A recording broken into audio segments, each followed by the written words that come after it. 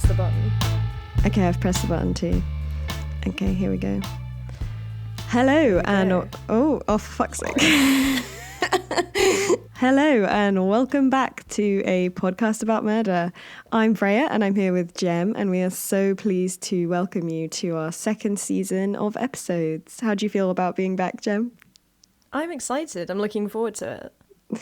Finally, we will be diving into some more fascinating cases this season, of course. And if you can't tell, I've got a new microphone. Yay! Yay! So anyway, let's get right into it. Our episode today is not for the faint of heart, let's put it that way. It's a very dramatic and very tragic case. The victim was a very young little boy. But what I guess made this case so well known and so talked about in the UK was that the perpetrators of this crime were also children. This is what I think sparks so much intrigue and disbelief, whatever, because it's something that is very difficult to comprehend. But there's a desire to understand the how and the why in this case.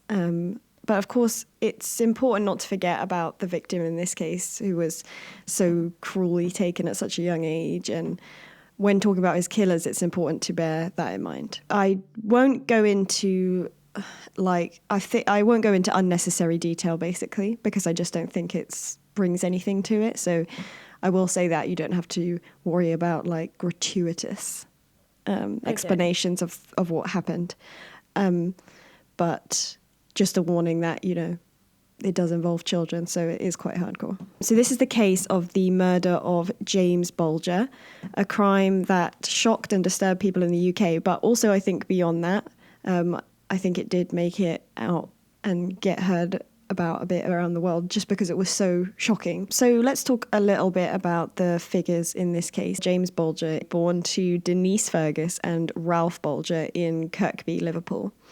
Ralph worked in security and Denise was a committed and watchful mother who took good care of James.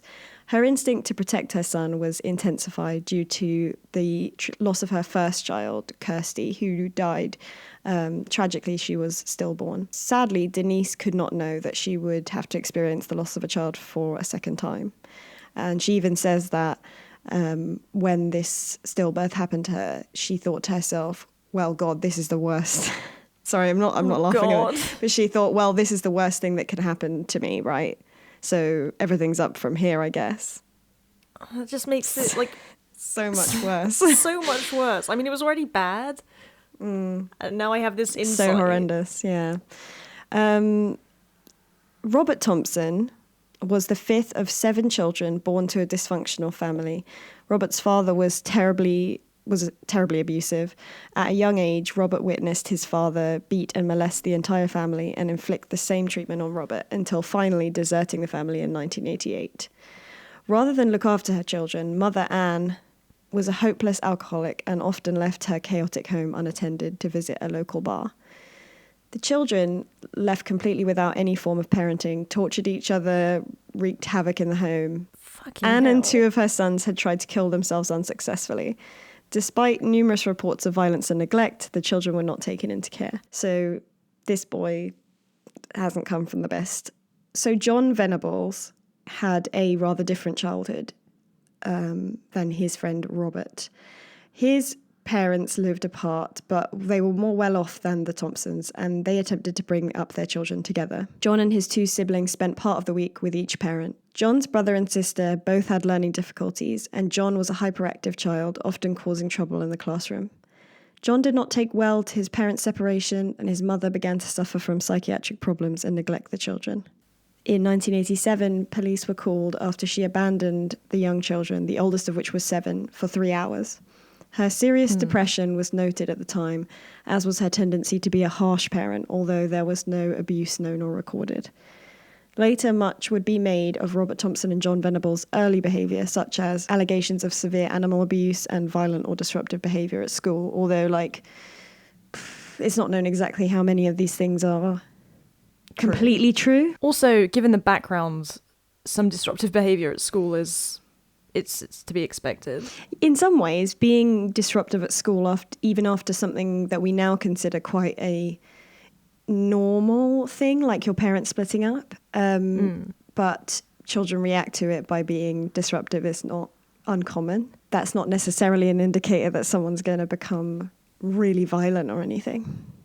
So it's often noted the differences between Robert's upbringing and John's upbringing and what they would then go on to commit this crime together.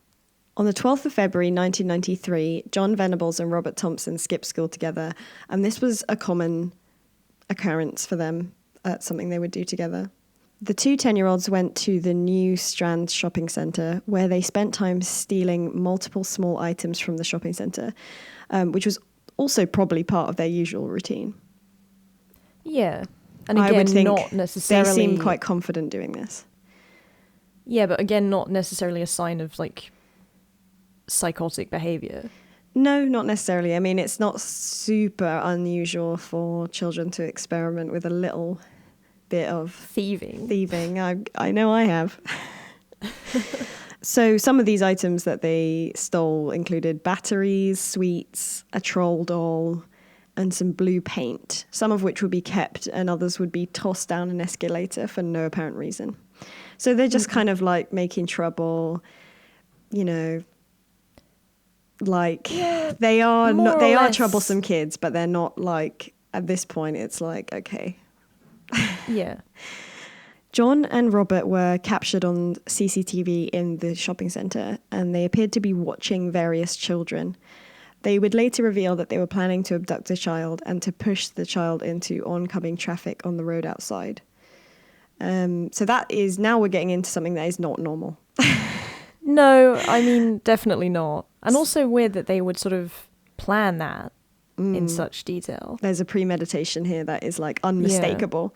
Yeah. And it's definitely now getting beyond the point of like, oh, you're a typical sort of like, maybe you've had a rough upbringing, so you're a little bit misbehaving. This is like going a bit further than that. Quite disturbing. Yeah. In fact, another child very nearly became the victim in this case. A shopper in a TJ Hughes store momentarily lost sight of her 2-year-old son, but luckily she was able to catch John and Robert with him outside the shop, attempting to lure him away. When the boys saw her, they vanished. Later, John and Robert saw 2-year-old James Bulger in a butcher shop with his mother, Denise. In the shop, Denise was temporarily distracted when placing her order to the butcher, and her attention was not on her son.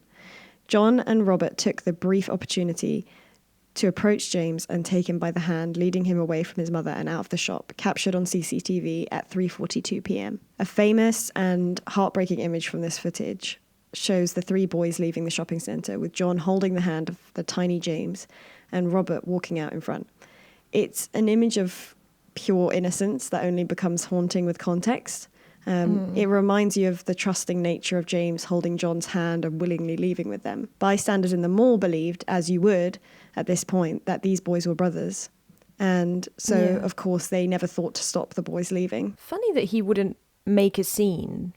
But then I guess at that age, maybe you are just very trusting, which makes it so depressing. Yes, I guess he just, you know, a little boy, some older boys want to play with you. Yeah, you're almost like happy to be noticed by the older kids when you're that age. Yeah. Which is just, oh. Denise, of course, noticed very quickly that her son was missing and began panicking. She had looked away from James to place her order, and when she looked back to where he had been at her side, he had disappeared. She went to the shopping centre's security immediately and alerted them, describing her son and his clothing, and the lost boy was announced on the centre's loudspeakers, but it was too late. By 4:15, there was still no sign of James. Denise reported him missing to local police. Good mum, though. Very reactive. That's what's so tragic. She was so protective of him because she'd already lost a child. And this was like literally a moment of looking away, and something like this happens. It's difficult to imagine how you would feel. John and Robert took James on a walk across Liverpool for about 4 kilometres, during which... Jesus. Yeah, that's quite long. During which they stopped at a pet shop, went to the canal where they joked about pushing their victim into the water. Instead, they dropped him on his face, making James cry and catching the attention of a witness who would later give evidence, placing the boys at the canal at this stage of the abduction. I hate this case so much. You're about to hate it more, actually, because I have no doubt. During the walk, 38 people witnessed the 3 boys, but most did nothing, despite the fact that James is thought to have had visible injuries on his face from being dropped at this point. And there are even reports that state that older boys were seen kicking and hitting James, yet still nobody intervened. God. One woman supposedly simply closed her curtains after witnessing John hit James in the street. Despite the abuse, James was still willingly following the older boys, but he was visibly distressed and cried out for his mother. There were a few points at which people were suspicious and concerned enough to approach the boys. John and Robert spoke to them and claimed that James was their little brother, or that he was a lost boy that they had found that they were taking to the local police station. The adults were satisfied by these explanations. Perhaps no one believed that two 10-year-old children could have such dark motivations as to abduct a baby. I can see that. Like, that wouldn't be my first assumption. But still, if two kids were like, oh, he's a lost boy and we're taking him to the police, I'm pretty sure any normal first reaction would be like, okay, I'll come with you. So one woman told John and Robert that she would take James herself to the police station, but she wasn't able to find someone to watch her own child while she did so. And I don't really understand why she didn't just take her own child along. Yeah. But I don't know. It's hard to comprehend all these close calls where James could have been saved but wasn't because of such small, stupid things. This woman apparently asked a nearby woman to look after her child, but was told she couldn't because her dog didn't like kids. Oh, great. I mean... So I wonder how that woman feels now. I guess I feel bad because I don't want to but it's still like, really, for that tiny thing, even in this situation, you don't know what's going to happen. You see like a lost child that needs to be taken to a police station. In your mind, that's what you think is happening. And you're going to go, oh, sorry, my dog doesn't like children, so I can't help you out. Anyway, obviously no one was that worried about James, or you'd think there'd be a bit more urgency there. Later on, one of the women who had stopped the boys to ask about James saw the story about the missing boy on the news. She phoned the police, regretful that she had let the boys go. Many of these people would end up witnesses, maybe trying to make up for their inaction during the abduction. In some ways, it's hard to get into the heads of the almost 40 grown adults involved in this situation.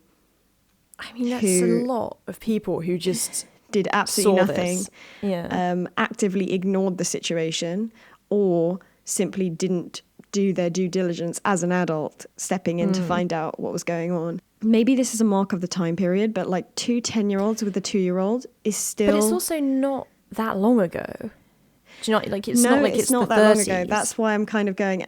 It's quite common for rural areas, people to sort of let children wander around on their own. But in an area like this, I don't see that as being normal, even in 93. So like, if you see two 10-year-olds with a toddler, it's still two completely unaccompanied children with a screaming toddler. That's crazy to me. I would never think that was normal. I guess I'd like to think that I wouldn't ignore that, but most people would like to think that they wouldn't. But I have to admit that it's possible that I would, because this case showcases a primary example of the bystander effect, which... So if no one's ever heard of this before, if anyone, sorry, no one's ever heard of this psychological thing before. I just came up with it. So if anyone has never heard of this before, the bystander effect, also known as bystander apathy, is the social psychological phenomenon that individuals are less likely to offer help to a victim when other people are present. And another part of the phenomenon is that the greater the number of bystanders, the less likely it is that someone will help. I guess it's like almost a sort of peer pressure thing. In a way, where it's like, well, no one else is doing it, so why would I? This is even true of emergency situations. There are many videos of experiments showing this effect in action, a lot of research on it and the reasons behind it, whether that's self-preservation, cognitive issues in the decision-making process when it's put under time pressure. So like it's possible that because you have only a limited time to make a decision, your brain literally just stops, it gets caught in a loop of shall I do it, shall I not, shall I do it, shall I not? And then you just end up doing nothing because you're stuck in decision-making. But it is true that I don't know how confident I would be, even though I've been certified in first aid and I know how to give CPR, but I don't think I would feel confident enough going up to someone on the street and just being like, no, it's fine, I got this under control. Let me just... Yeah, so do you know what I mean? that other element of it might just be like a lack of feeling like you can deal with the situation. Yeah. So the bystander effect is very, very strong. I can understand why people would stop and ask them what was going on and then not do anything, because it sort of feels like you've done your duty as a concerned citizen. But like, of the 40 people, only 2 or 3 are known to have actually approached them and asked. And like that, even just doing that bare minimum, it's kind of like, why was that so much for so many people to not do? And like, I know I'd be so angry if that was my child and nobody had done anything to stop this. Maybe if we all sort of recognized that we had this, then we'd be able to do more to prevent it. Because if you know you have this and it's not a shameful thing to like be a bystander, because we live in a social society and we have these psychological phenomena that are just evolutionary things that we can't control. But if we know of them, then maybe we can sort of fight against them. Anyway, eventually the boys arrived at a deserted area of railway between 5:45 and 6:30 p.m. The torture and murder of James Bulger occurred.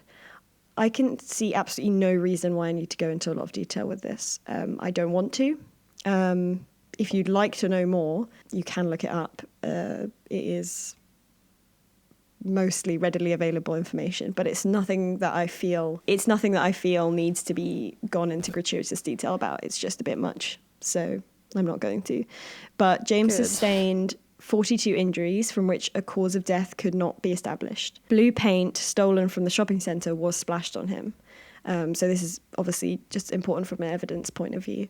His body was placed on the train tracks before John and Robert left the scene in a bid to confuse the scene. They hoped a train would come and the impact would make the death appear accidental. The next day, police, following the witness reports of James and the older boys, searched the canal and other nearby areas, finding no trace of James.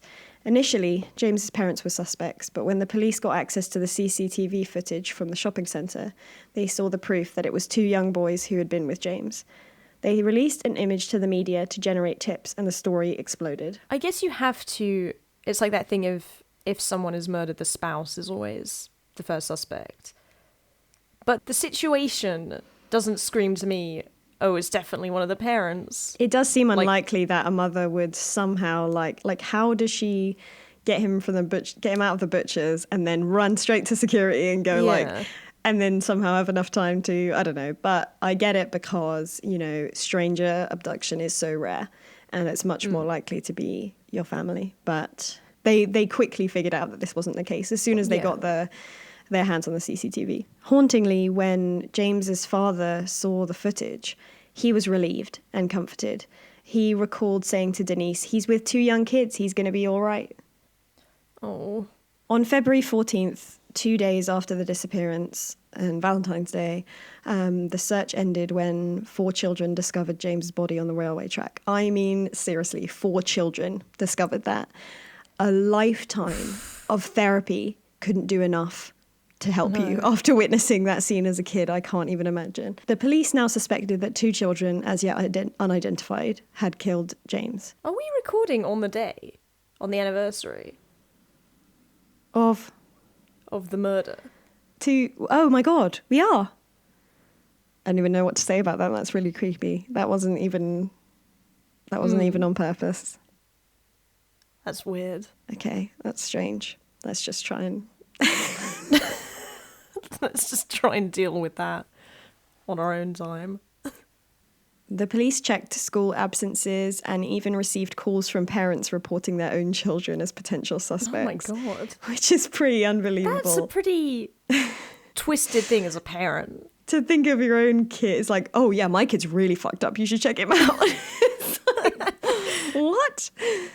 My God. But an anonymous woman, after seeing enhanced versions of the CCTV images, was the one who identified John Venables and Robert Thompson and contacted police saying she knew of their absence from school that day. The pair had no prior record of violence, which initially made the police less interested in them as suspects. So, like I said before, like they did have these sort of violent maybe they had disruptive tendencies and they had Robert had violent home life, but these weren't like recorded, police incidents or anything like that, and nobody had ever like I guess it's alerted just an they authority. have a reputation. Do we know who this woman was? No. If I had to guess, though, my feeling was that it was probably a teacher.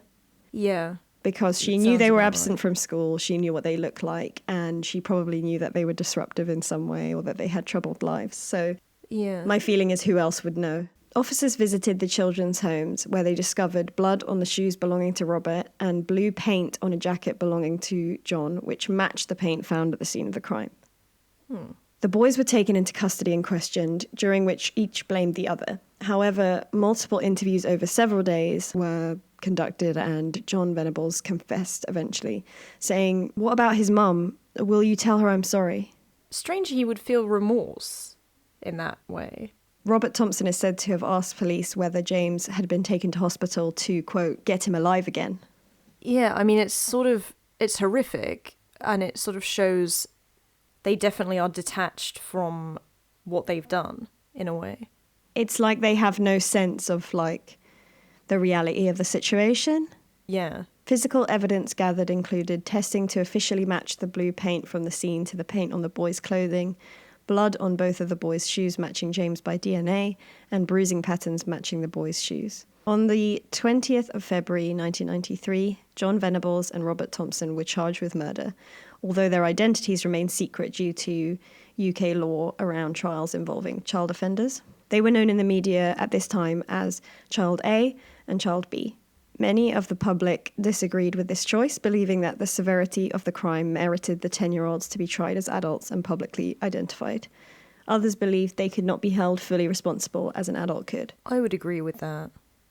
Yeah, well, we'll come back and maybe discuss it a little bit more, what we think about it. Some people even called for the death penalty, which I definitely think is way out there as far as I'm concerned, considering. Well, especially since we don't have the death penalty at this time, nope. Do we? Nope. Right. But every time this is the thing about the UK, is like sometimes our laws are quite at odds with the most vocal people. When a really, really severe crime happens in this country, you really would think that we would have the death penalty because the most vocal people are the ones going, bring back hanging and, all this type of thing. Just because they're the loudest, you'd think culturally that most of us are for the death penalty. But the reality is that most of us are not in favour of it. Yeah. Yeah, so there were protests outside the courthouse arguing that the boys should be hung and all these kinds of things. The parents of both John and Robert needed to be moved to different areas of the country and given new identities after receiving death threats. Their mothers were slated in the press, with Anne Thompson characterised as an overweight drunk and an inept mother, and Susan Venables in slightly higher regard but seen as cold and aloof. John Venables and Robert Thompson were tried in an adult court with many aspects resembling that of an adult trial, such as being separated from their parents in the docks, and the judge and court officials wearing their full legal costume. So, like in the UK, it's customary if you're trying I'm sure most people have seen what the UK court costumes are like. Yeah. They're quite ridiculous. But those are actually only used in adult trials. They're never used in children's trials because of the sort of it's incredibly oppressive for a young person. So they had all these elements that were like an adult trial, even though they were technically experiencing a child's trial, which was quite odd. It was sort of unheard of, the combination of the two.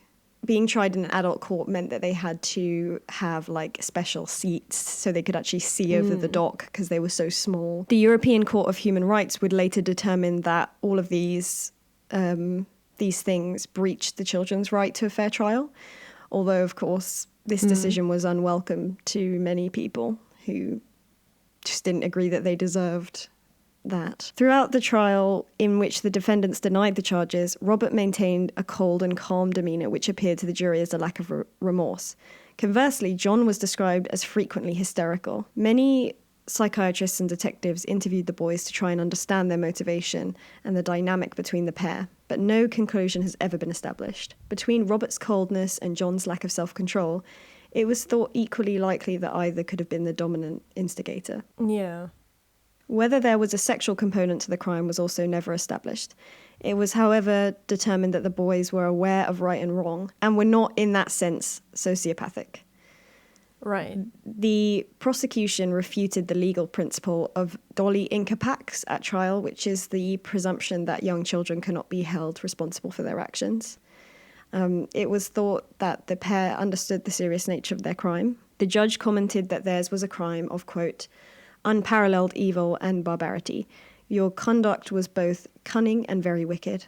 They were found guilty of the murder on the 24th of November 1993, becoming the youngest convicted murderers of the 20th century. Their sentence was at Her Majesty's pleasure, which is a British protocol for...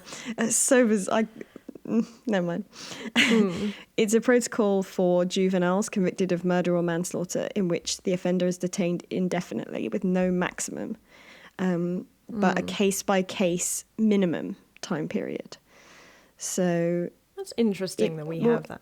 It's basically because we have no idea what to do with people like that, because it's such a bizarre thing that there's no sort of established way, and it really depends on the child. In this scenario, this was determined for John and Robert to be 8 years minimum, so by which time they would be 18.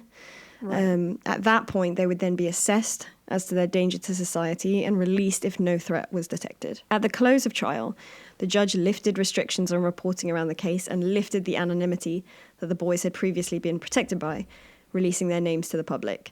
This decision was later criticised for the difficulties it presented the probation service and the rehabilitation efforts. But this, again, had mixed public opinion. Petitions did the rounds to increase the boys' minimum sentences, and officials and judges argued from high courts to European courts on the lawfulness of increasing or decreasing the sentence. And this sparked widespread debate over the concept of institutional vengeance. So, like, what are we actually trying to do when we put people in an institution? Are we trying to make them better, or are we trying to get revenge? And is getting revenge helpful, or is it not? And all these kinds of debates came up from this case. Various rulings and laws were re-examined in the wake of this case. Many people were less than sympathetic. The Prime Minister at the time was Conservative John Major. He stated, "Society needs to condemn a little more and understand a little less." Jesus. This comment was variously supported and criticised for obvious reasons. Yeah, I never think that we need to understand less.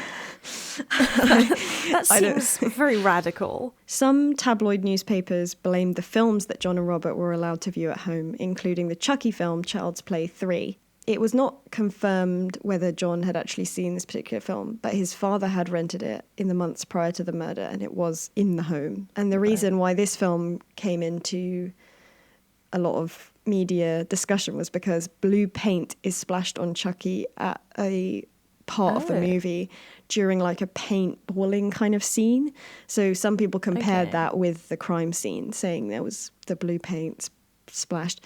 But, that could just be a coincidence. So there was a lot of debate at this time about the role that films, like, and age inappropriate content may have played in this case and may have played in sort of other cases of things like that. Well, there's not really many that are like this, but I mean, in children's behaviour. Well, it's interesting that so many sort of debates were sparked. Yeah, definitely. By this case.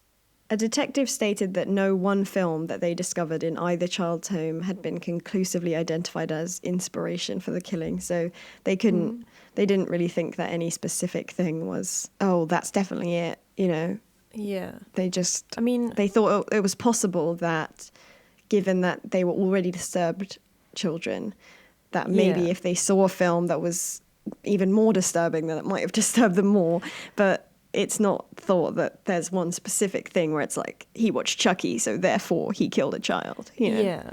Like, he didn't recreate the scene exactly as in the film. And I also think they have got a lot going on, psychologically speaking. Like, it makes sense to me that there's not just one clear explanation. There's definitely not one. Yeah, exactly. There's definitely not one clear explanation for any of this. John and Robert were detained at different institutions during their sentence and visited regularly by their parents. They were able to receive an education as well as attempts at rehabilitation and psychiatric help. Both boys were diagnosed with post-traumatic stress disorder relating to the murder. They experienced nightmares and flashbacks, particularly John. The parole board ruled the boys could be released after their minimum term expired in 2001. They would be monitored for the rest of their lives, moved to secret locations, and receive new identities. The terms of their release included not being able to contact each other, not visiting the Merseyside region, in which Liverpool is located, and following curfews. They would be returned to an adult prison if in breach. After their release, there were multiple incidents of various people claiming to know John Venables or Robert Thompson's new names, their locations, spreading images of various individuals wrongly identified as the pair, leading to a myriad of court proceedings. Public interest in the case and the resultant issues continues. A man was jailed for stalking James Bulger's mother Denise as recently as 2016. A worldwide injunction remains preventing the publication of any details regarding the identities or locations of John and Robert. Interestingly, while it was Robert who was considered the more psychopathic and less remorseful of the two children, and John who was considered the lower risk, it was actually Robert who would not make trouble for himself again, and John who would wind up in the headlines years later. It was 2010 when John Venables was returned to prison for violating the terms of his release. He was convicted and imprisoned for being in possession of images of child sexual abuse being inflicted on male toddlers, a fact that was both outraging and highly disturbing to the public, considering his crime. Yeah. It sounds awful, but which one is he? He's the one who grew up with all the siblings. No, he's the one with the more normal Right. upbringing compared to Robert, and the one that a lot of people thought was he's the sort of out of control one. Yeah. Emotional a bit one. Hyperactive and emotional. Robert is the one who was considered to be cold and possibly the ringleader. But again, nobody could ever really say which one was. But so he wasn't sexually abused as Robert was as a child. It's simply not known, because when there's an absence of a report of abuse doesn't necessarily mean there was no abuse. So I guess we'll never know if he had sexual abuse in his history at all. What can you say? We never really know. Yeah. It's some sort of a mystery. After his imprisonment, it was revealed that John was alleged to have had sex with a woman who worked at his institution when he was aged 17, just before his original release in 2001. The female staff member was suspended for misconduct. The council was forced to deny that they had covered up the incident. It was publicised that John had had a series of young girlfriends after his release. This was presumed to be a result of his institutionalisation, as he was experiencing delayed adolescence. Okay. Which is a sort of phenomenon where you're mentally haven't experienced being a teenager, therefore you haven't grown out of being a teenager, therefore you do things like date and hang around with people who are your mental age rather than your physical age. He's grown up in isolation from the majority of societies, so I can understand that he would have a slightly weird relationship with other people. You ask the question, can these boys ever be, can it ever be normal for them? No. He gets all this sort of rehabilitation and all this psychiatric help, and he's still sort of paedophilic, and I say sort of paedophilic. If you have child porn, you are a paedophile, so. Yeah. There's also not really degrees of paedophilia. No, there's not degrees. You either are or you aren't, but. Apparently, supervision during John's probation was lax enough up until his 2010 imprisonment for him to begin drinking and drug taking excessively, obtain child pornography, and even visit Merseyside, the area from which he had been banned. That seems like a pretty big one. It's a big one. I don't know how they lost him and he ended up in Liverpool, the one place where they're don't let him go there, and he's just I'm gonna go there. I'm gonna go.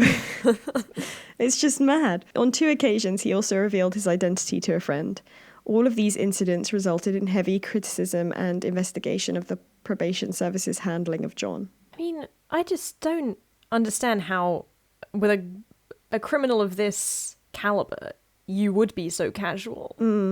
Like, because I get all of the things where it's like, I want to make sure that they had the right, the right rights, if that makes sense, and that they did receive a certain amount of care that is what we would expect from us all being humans. And yet, on the other hand, they're dangerous people that need to be kept apart from society as much as is possible. And if they aren't kept from society, they need to be monitored extremely carefully, because a crime like that is just totally out of the realm of normality. I mean, they're not capable of living in the society by themselves and having a normal behaviour. Not. Yeah. John was paroled again in 2013, despite the protests of James Bulger's parents. They were proved right in their claims that John Venables was not fit to be released when in 2017 he was again called to prison for possession of child abuse imagery. In 2018, he was sentenced to another 3 years and 4 months in prison. The parole board will decide whether he can be released at the end of this sentence, which I suppose will be fairly soon, for in 2020 now. But it seems weird that he's had these repeated incidents, and yet they're still giving him very short sentences. I don't think it's possible to give... I think that's just the way that it legally works. I don't think it's possible to keep him for like ever. Yeah. But what I wonder is if someone like this shouldn't be institutionalized, like not in a prison, but in a mental health facility, possibly for the rest of their lives, because it's just not feasible that this person is going to live a normal life ever. And it's cruel to the parents as well of James, because every time this comes up, they're going to have to go to the bloody parole hearings, hear about everything again, open those old wounds, fight for him to stay inside. Isn't it just better for everyone if he's kept in a mental health facility for at Her Majesty's pleasure, if you like? I just think that would stop the sort of pain for everyone. I mean, it wouldn't stop the pain, but it would. Well, it sort of ends the cycle, and it definitely stops him, victimizing other people. Yeah.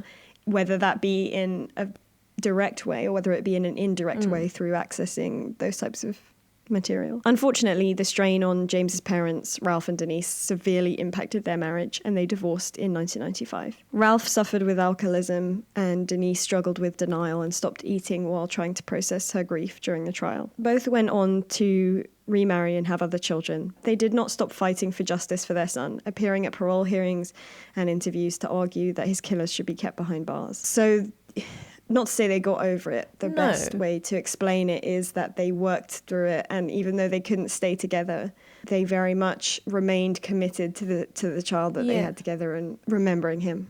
Denise actually located Robert Thompson in 2004. Obviously, she couldn't have done this legally. There must have. I don't know how she did this, but she did locate him, but felt unable to confront him. At first, she said that she wanted to basically find him and ask him what he'd done, why he'd done what he'd done, but she said she felt so angry that she just didn't think it was constructive. And I admire that strength to know where that person is and yet just choose to basically work through it on your own. Yeah. Strong lady.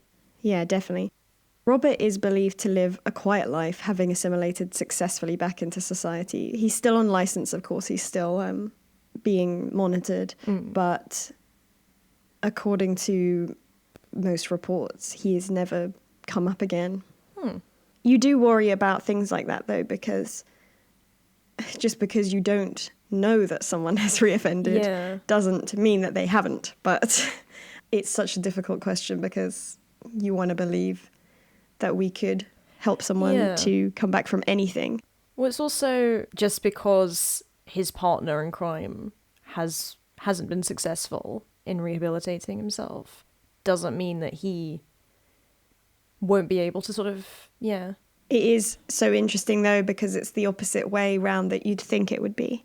Robert having had the extremely horrendous home life, whereas John having had not an ideal upbringing, but less traumatic, and yet he's the one who is having so much trouble. Now, Denise says her son James is still very much a part of her life. Her 3 younger children know him as their older brother, and the family often talk about him. She says James is never far from our minds. I brought up the lads knowing him, even though they've never met him. Denise has written a book called I Let Him Go, an account of her experience of losing her son and her disappointment in the justice system. She has begun to heal with the help of her husband Stuart, and she has rediscovered her sense of humour and let go of much of her anger, although she maintains her son's killers were treated too sympathetically, saying, I am a forgiving person, but I will never forgive them. At the end of the day, I'm the only one to speak out for James. If there's anything I can do to fight for him, I will. And I sympathise with that. Yeah. So it's just one of those things. I can totally see why she has absolutely no sympathy for them. Yeah, but of it's, course. you know, when you want to see it from a sort of objective perspective. So that is the harrowing and sprawling case of the murder of James Bulger. My heart really goes out to Denise because I can't imagine losing a child, but most of all in a horrible way like that. It's difficult to cover. I hope that this account was as sensitive as possible, but I also think this case is interesting on multiple levels, from the behaviour of the kids to the legal issues following. It really gripped me from the moment that I heard about it when I was a child myself. I think it will always be something of a mystery how children could do something like this.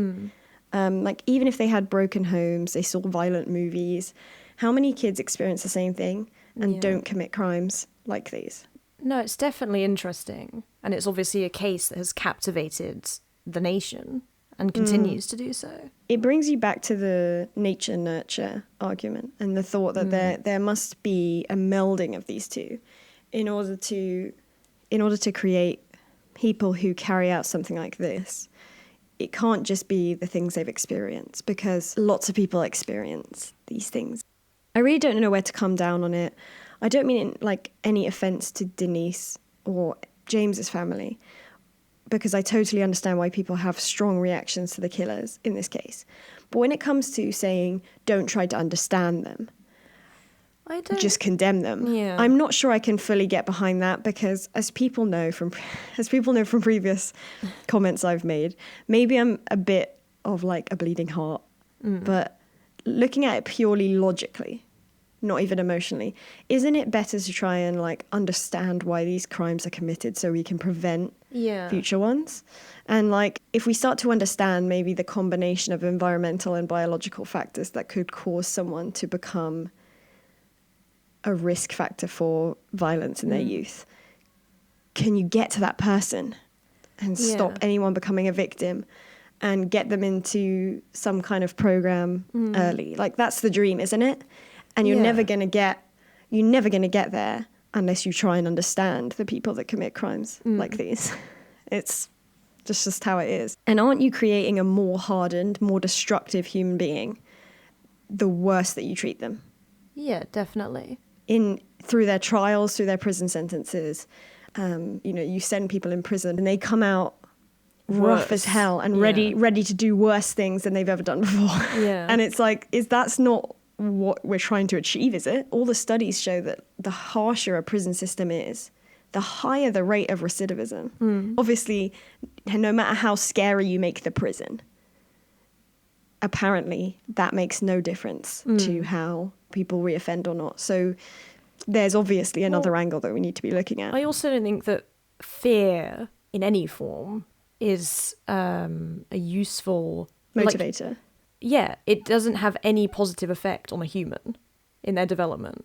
You're absolutely right. It's like you can't make someone afraid enough to be a good person. I don't believe that. It just doesn't work like that. That's just what the studies show anyway. And even when you come to like capital punishment, there's a reason why so many countries have got rid of it, because it doesn't work.